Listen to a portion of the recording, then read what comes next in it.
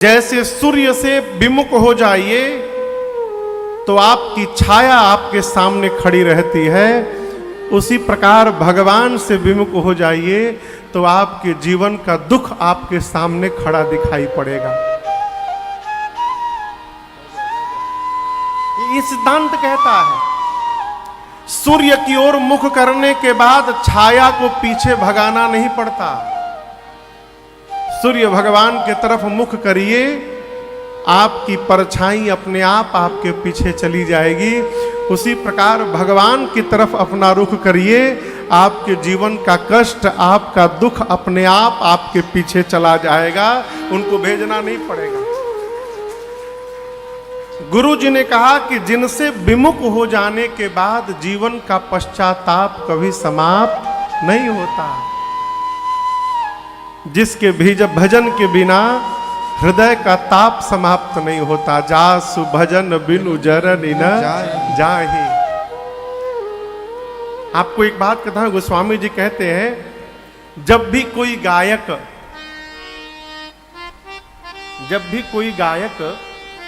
गीत गाने जाता है तो वो पहले एक लाइन में, दो लाइन में, एक गीत में सरस्वती वंदना करता है ना। गोस्वामी जी कहते हैं जैसे गायक सरस्वती वंदना प्रारंभ करता है, सुमिरत सारद आवत धाई। सरस्वती जी ब्रह्मलोक को छोड़कर और दौड़कर नीचे आती हैं। किसके पास आती हैं? किसके पास आती हैं? गायक के पास आती हैं। क्यों आती हैं? भगवान का भजन सुनने के लिए। लेकिन गोस्वामी जी कहते हैं जैसे सरस्वती आती हैं, भजन गायक चाहे कोई भी गायक एक गीत में, एक श्लोक में सरस्वती जी को बुला लेता है, लेकिन बुलाने के बाद उसके बाद जीव का गीत गाने लगता है, विषय का गीत गाने लगता है। गोस्वामी जी कहते हैं कीन्हे प्राकृत नर गुण गाना। सरस्वती आई, अब यहां पर गायक सामान्य मनुष्य का गीत गुणगान गाने लगा और सरस्वती सुनी तो सिर धूनि गिरा लगत पछताना। सरस्वती सिर पीट के पश्चाताप करने लगती हैं। ये मैं नहीं बोल रहा हूं, ये मानस जी में लिखा हुआ है। सरस्वती मैया दौड़ कर आई हैं, थकी हुई हैं। रामचरित सर बिनु अनहवाए। बिना भगवान के चरित्र रूपी सरोवर में स्नान कराए बिना मां सरस्वती की थकान समाप्त होने वाली नहीं है। आती हैं और सिर पीट के फिर वापस चली जाती है। जीवन में थकान समाप्त करना हो, जीवन में ताप समाप्त करना हो तो बिना भगवान के भजन के ये ताप समाप्त होने वाला नहीं है। महाराज ने कहा गुरुजी आप किसके विषय में बोल रहे हैं? गुरुजी बोले जिसके विषय में बोल रहे हैं वही जगत का स्वामी आपका पुत्र हुआ है। भयउ तुम्हार तनय सोई स्वामी। महाराज बोले मेरे पुत्र हो गए, क्यों हुए? गुरु जी कहते हैं राम पुनीत प्रेम अनुगामी। राम जी पवित्र प्रेम के अनुगामी हैं। ये पूरा सार तत्व है ये अर्धाली। राम पुनीत प्रेम अनुगामी। अनुगामी समझ रहे हैं? अनुगामी यानी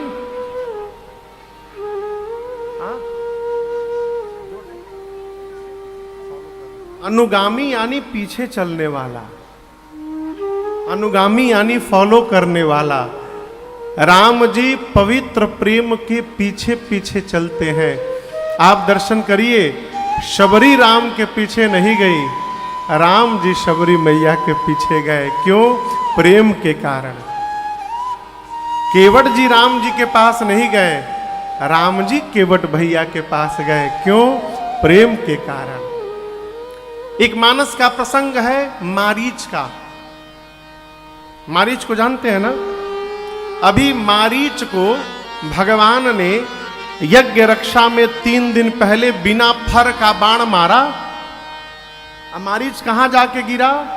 100 योजन दूर समुद्र के किनारे। हमारे बड़े भैया जी भागवत के बड़े अद्भुत वक्ता। आज सुबह फोन आया, बाबू मैं आना चाहता हूं, भैया कृपा करिए।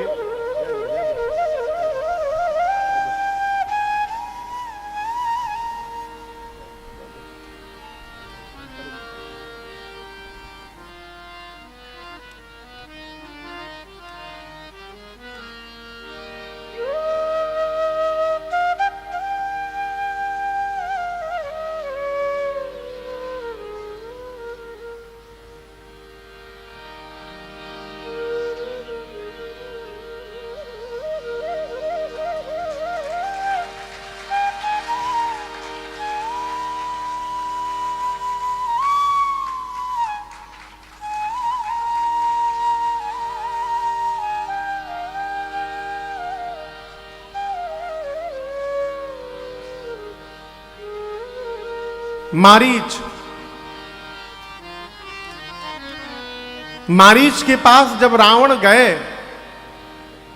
रावण जब गया मारीच के पास, तो रावण ने कहा कि चलो सोने का मृग बनो। मारीच ने पूछा क्यों? तो रावण ने कहा कि राम की पत्नी सीता का हरण करना है। मारीच ने पूछा उनके एक भाई भी है क्या, लक्ष्मण, राम लक्ष्मण? बोले हाँ। तो तुम कैसे जानते हो? मारीच ने कहा था उसी राम ने मुझे बिना फर का बाण मारा और मैं 100 योजन दूर आकर गिरा था। रावण बोला चलो उनकी पत्नी का हरण करना है। मारीच बोला दिमाग ठीक है? जिस राम ने ताड़का को मार दिया, सुबाहु को मार दिया, जिस राम ने खरदूषण त्रिशरा को समाप्त कर दिया, जिस राम ने मुझे 100 योजन दूर बिना फर के बाण से भेज दिया, उस राम को तुम मनुष्य समझते हो रावण? राम ब्रह्म है, जीव नहीं है। अब भी समय है, कहता हूं शरण में जाओगे तो तुम्हारा कल्याण हो जाएगा। आप दर्शन करिए, मारीच असुर है, एक राक्षस है, कहता है शरण में जाओगे कल्याण हो जाएगा। रावण बोला गुरु ना बनो, प्रवचन सुनने नहीं आया हूं, चलते हो कि नहीं चलते हो ये बताओ। मारीच बोला पहली बार सामना किया था तो बिना फर का बाण मारे थे, अब यदि सामने चला गया तो फर के साथ मार देंगे, राम मुझे मार देंगे। रावण बोला ना बोलो, मैं अभी मार दूंगा। यदि तुम मना किए तो मैं अभी मार दूंगा तुमको। मारीच देखा जाऊंगा तो राम जी मारेंगे, नहीं जाऊंगा तो ये पापी मारेगा। अब तो दोनों प्रकार से मरना निश्चित हो गया है। फिर चिंतन किया, इस पापी के हाथों मरने से अच्छा है चल के भगवान के ही हाथों मर लिया जाए, कम से कम उद्धार तो हो जाएगा। मारीच चले भैया। और आप दर्शन करिए, जीवन में ऐसा आपको कोई उदाहरण नहीं मिलेगा, 1-2 स्थान छोड़कर, जहां कोई मरने जा रहा हो तो मुस्कुरा कर जा रहा हो।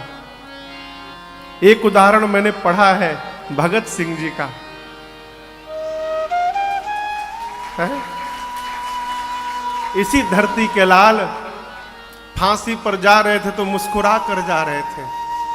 उनकी मुस्कुराहट को देखकर वहां जो सिपाही थे वो रो रहे थे, लेकिन वो मुस्कुरा रहे थे। मां से मिले जब आखिरी बार तो उनकी मां रोई नहीं। मां ने कहा मैं रोकर अपने संतान को कमजोर नहीं बनाना चाहती हूं, मैं चाहती हूं मेरा बेटा हंसते हंसते फांसी के फंदे पे चढ़े, इसलिए मां भी नहीं रोई। एक भगत सिंह जी थे और एक यहां मारीच है, हंसते हंसते जा रहे थे।